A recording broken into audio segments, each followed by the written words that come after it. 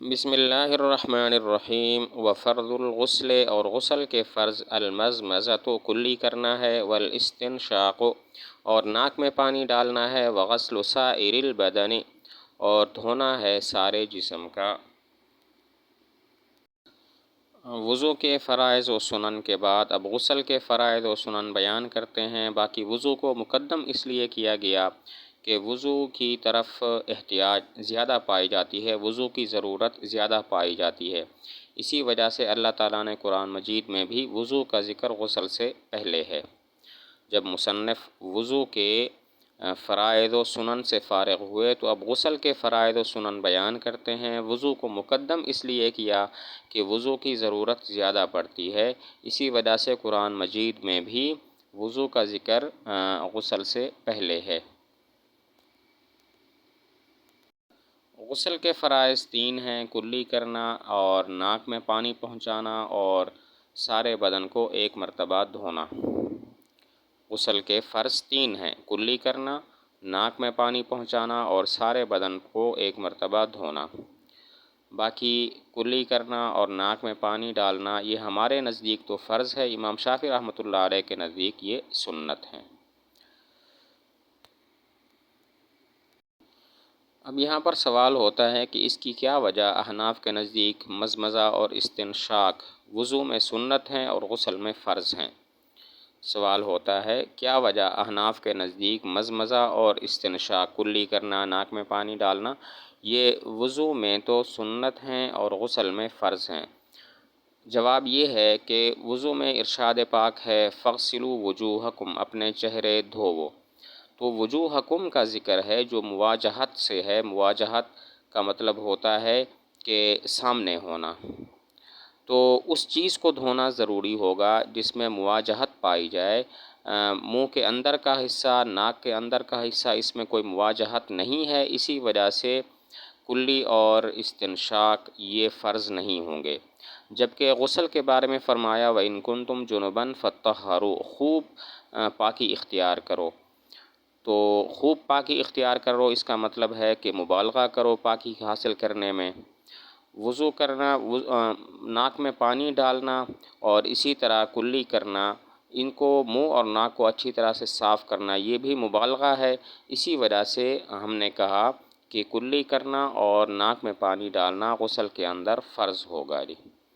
جواب یہ ہے کہ وضو میں ارشاد پاک ہے فَاغْسِلُوا وُجُوهَكُمْ، اپنے چہرے دھوو، تو وجوہکم مواجہت سے ہے بمعنی سامنے ہونا، اور منہ کے اندر کا حصہ، ناک کے اندر کا حصہ اس میں مواجہت نہیں پائی جاتی، اسی وجہ سے مزمزہ اور استنشاق وضو میں فرض نہیں ہوگا۔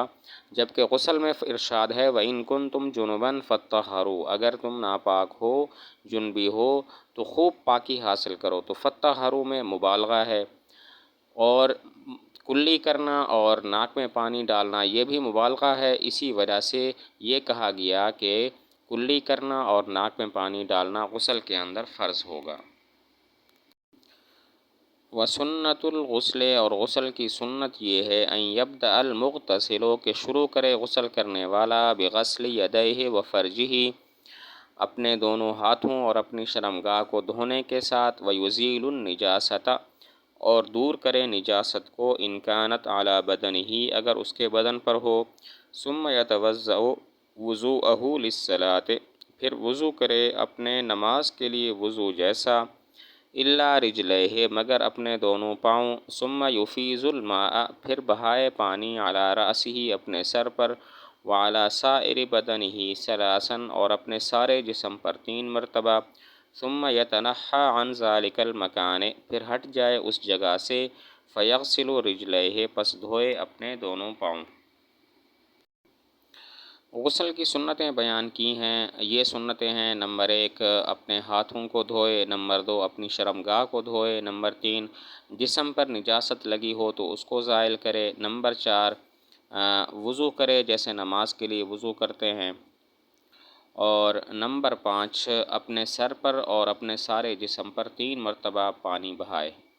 غسل کی سنتیں یہ ہیں: نمبر 1 اپنے ہاتھوں کو دھوئے، نمبر 2 اپنی شرمگاہ کو دھوئے، نمبر 3 جسم پر نجاست لگی ہو تو اس کو زائل کرے، نمبر 4 وضو کرے، اور نمبر 5 اپنے سر پر اور اپنے سارے جسم پر 3 مرتبہ پانی بہائے۔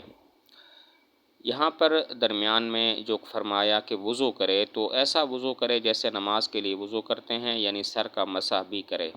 باقی اپنے پاؤں دھوئے یا نہ دھوئے، اس میں تفصیل یہ ہے کہ اگر وہ پانی کے اندر بیٹھا ہو یا ایسی جگہ بیٹھا ہو جہاں پر پانی کا بہاؤ ہے تو پھر پاؤں کو نہ دھوئے، لیکن اگر تختے پر یا پتھر پر بیٹھا ہے جہاں پہ پانی کا بہاؤ نہیں ہے تو پھر اپنے پاؤں بھی دھو لے وضو کرنے کے وقت۔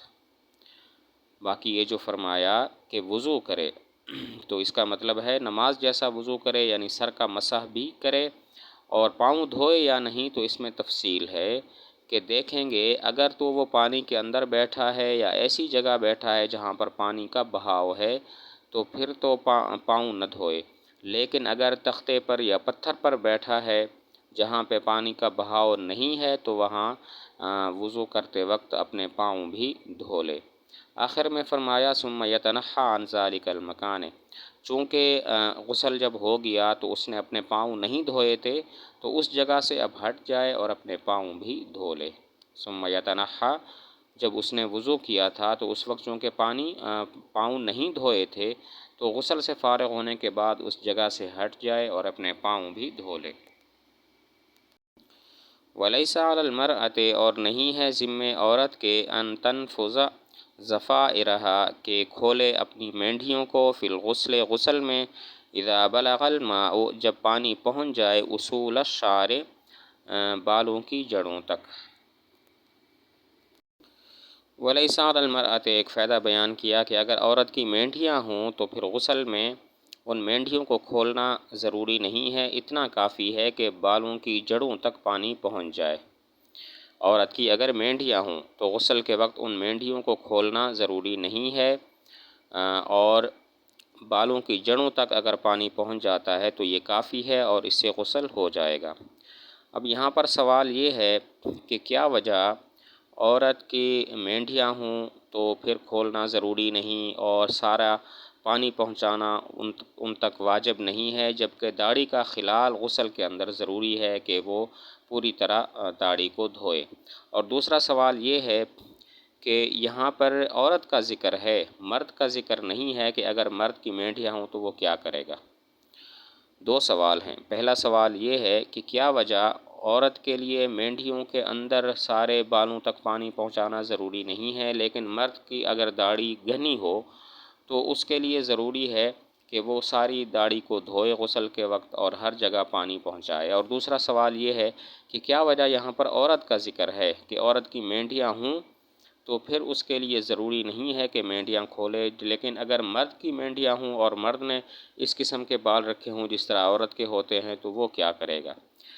پہلے سوال کا جواب یہ ہے کہ عورت کے لیے مشقت ہے اپنی مینڈھیوں کو کھولنا، اسی وجہ سے اس کے لیے رخصت ہے کہ وہ مینڈھیاں نہ کھولے، لیکن داڑھی میں ساری داڑھی پر پانی پہنچانا اس میں کوئی مشقت نہیں ہے، اسی وجہ سے مرد کے لیے یہ رخصت نہیں ہے۔ پہلے سوال کا جواب یہ ہے کہ عورت کے لیے مشقت ہے کہ وہ اپنی مینڈھیوں کو کھولے اور سارے بالوں تک پانی پہنچائے، اس لیے اس کے لیے رخصت ہے، جبکہ مرد کی داڑھی اگر بہت زیادہ گھنی ہو تب بھی اس کے لیے کوئی مشقت نہیں ہے کہ پوری داڑھی کو اچھی طرح سے دھوئے۔ اور دوسرے سوال کا جواب یہ ہے کہ علی المرأۃ کا ذکر مرد سے احتراز کے لیے ہے کہ اگر مرد نے اس طرح کی مینڈھیاں رکھی ہوئی ہوں تو اس کے لیے ضروری ہے کہ وہ ان کو کھولے اور ان کو دھوئے۔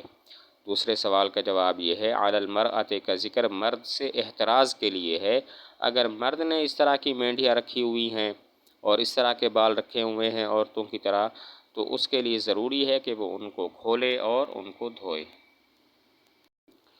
والمعانی، اور وہ چیزیں الموجبۃ للغسل جو واجب کرنے والی ہیں غسل کو، انزال المنی، منی کا انزال ہے، علی وجہ الدفق، کودنے کے طریقے سے، والشہوۃ، اور شہوت کے طریقے سے، من الرجل والمرأۃ، مرد سے اور عورت سے، والتقاء الختانین، اور دونوں شرمگاہوں کا ملنا ہے، من غیر انزال، بغیر انزال کے، والحیض والنفاس، اور حیض اور نفاس۔ والمعانی الموجبۃ، غسل کو واجب کرنے والے اسباب یہ ہیں: نمبر 1، کود کر اور شہوت کے ساتھ منی کا نکلنا، خواہ مرد کی طرف سے ہو یا عورت کی طرف سے ہو۔ غسل کو واجب کرنے والے اسباب یہ ہیں: نمبر 1، کود کر اور شہوت کے ساتھ مرد یا عورت سے منی کا خارج ہونا۔ علی وجہ الدفق والشہوت، کود کر اور شہوت کے ساتھ نکلنا یہ ہمارے نزدیک شرط ہے غسل کے واجب ہونے کے لیے۔ امام شافعی رحمۃ اللہ علیہ فرماتے ہیں منی خواہ شہوت کے ساتھ نکلے یا بغیر شہوت کے بہرحال غسل واجب ہو جائے گا۔ ان کی دلیل ایک روایت ہے کہ حضور صلی اللہ علیہ وسلم سے جب پوچھا گیا تو آپ نے فرمایا عورت پانی دیکھے تو اس پر غسل واجب ہو جائے گا۔ تو اس میں پانی کا نکلنا مطلقاً ہے، خواہ شہوت کے ساتھ ہو، کود کر ہو یا بغیر شہوت کے ہو۔ جبکہ احناف کی دلیل یہ آیت ہے وَإِن كُنتُمْ جُنُبًا فَطَّهَّرُوا، اگر تم جنبی ہو تو خوب پاکی حاصل کرو۔ اور جنابت کہتے ہی اس کو ہیں کہ خروج منی ہو مع الشہوت، شہوت کے ساتھ، یعنی اگر منی نکلے شہوت کے ساتھ فَطَّهَّرُوا تو خوب پاکی حاصل کرو، یعنی غسل کرو۔ اس سے معلوم ہوا کہ شہوت کے ساتھ منی کا نکلنا غسل کو واجب کرتا ہے۔ باقی اس حدیث کا جواب یہ ہے کہ یہ جو فرمایا گیا کہ پانی دیکھے تو غسل واجب ہوگا، یہ عام نہیں ہے، ورنہ اگر عموم مراد لیتے ہیں تو پھر مزی اور ودی بھی اس کے اندر داخل ہو جائے گی اور اس سے بھی غسل واجب ہوگا، حالانکہ مزی اور ودی سے غسل واجب نہیں ہوتا۔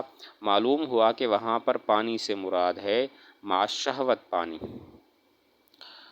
تو یہ جو کہا کہ شہوت کے ساتھ پانی نکلے، منی نکلے تو غسل واجب ہوگا، یہ ہمارے نزدیک ہے۔ امام شافعی رحمۃ اللہ علیہ فرماتے ہیں منی خواہ شہوت کے ساتھ نکلے یا بغیر شہوت کے بہرحال غسل واجب ہوگا۔ ان کی دلیل ایک حدیث ہے، حضور صلی اللہ علیہ وسلم سے پوچھا گیا تو آپ نے فرمایا عورت پانی دیکھے تو اس پر غسل واجب ہوگا۔ ایک روایت میں الماء من الماء ہے، پانی سے ہے، یعنی پانی نکلے تو غسل واجب ہوگا۔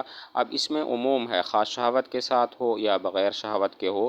معلوم ہوا منی خواہ بلا شہوت نکلے یا شہوت کے ساتھ بہرحال غسل واجب ہو جائے گا۔ اور ہماری دلیل ہے وَإِن كُنتُمْ جُنُبًا فَطَّهَّرُوا، اگر تم جنبی ہو تو خوب پاکی حاصل کرو، غسل کرو۔ اور جنابت کہتے ہی اس کو ہیں کہ خروج منی ہو مع الشہوت، یعنی اگر شہوت کے ساتھ منی نکلے تو تم پر غسل واجب ہو جائے گا۔ باقی اس حدیث کا جواب یہ ہے کہ وہاں پر پانی سے مراد مطلقاً پانی نہیں ہے، عموم نہیں ہے، ورنہ پھر مزی اور ودی بھی داخل ہو جائے گی اور اس کے نکلنے سے بھی غسل واجب ہوگا، حالانکہ مزی اور ودی سے غسل واجب نہیں ہوتا۔ معلوم ہوا حدیث میں الماء پانی عام نہیں ہے بلکہ مقید ہے، شہوت کے ساتھ منی کا نکلنا مراد ہے۔ التقاء الختانین، غسل کا دوسرا سبب جس کی وجہ سے غسل واجب ہوتا ہے وہ التقاء ختانین ہے، یعنی کہ مرد اور عورت دونوں کی شرمگاہوں کا ملنا، یعنی کہ ادخال۔ تو اس سے معلوم ہوا کہ ادخال موجب غسل ہے، خواہ انزال ہو یا نہ ہو۔ دوسرا موجب غسل التقاء ختانین، مرد اور عورت کی شرمگاہوں کا ملنا ہے، یعنی کہ ادخال ہے۔ تو اس سے معلوم ہوا کہ نفس ادخال موجب غسل ہے، خواہ انزال ہو یا نہ ہو۔ اور تیسرا اور چوتھا سبب جو موجب غسل ہے وہ حیض اور نفاس ہیں، یعنی عورت جب حیض و نفاس سے فارغ ہو جائے گی تو اس کے لیے ضروری ہوگا کہ وہ غسل کرے۔